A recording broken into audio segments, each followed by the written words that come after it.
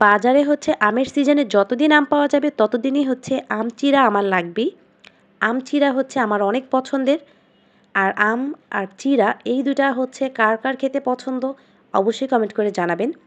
আম চিড়ার পাশাপাশি কলা চিড়াটাও আমার অনেক পছন্দ। চিড়া দিয়ে কলা দিয়েও আমি খাই।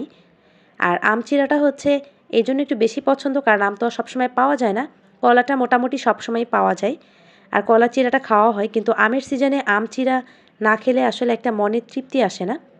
আর আমটাকে সুন্দর করে ধুয়ে খোসা ছাড়িয়ে এরপরে হচ্ছে আটি থেকেও আমটাকে ভালো করে ছাড়িয়ে নিয়েছি। আর ধুয়ে ভিজিয়ে রাখা চিড়াটাকে আমের মধ্যে দিয়ে দিব।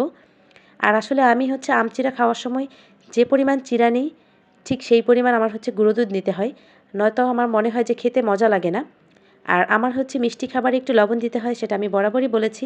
কারণ আমার মনে হয় লবণ ছাড়া মিষ্টি খাবারের মিষ্টিটা আমার মনে হয় খোলে না।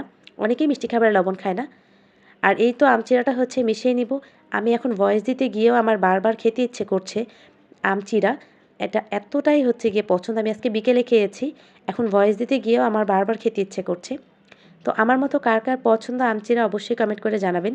আম চিড়া বেশি পছন্দ নাকি কলা চিড়া নাকি দই চিড়া? আমার আবার দই চিড়াটা খুব বেশি পছন্দ না। আমি দই চিড়া খাইও না অত বেশি। আমার দই খালি খেতেই ভালো লাগে। অনেকে আবার দই চিড়া পছন্দ করে। তো আল্লাহ হাফেজ। আজকের মতো সবাইকে। সবাই দোয়া করবেন।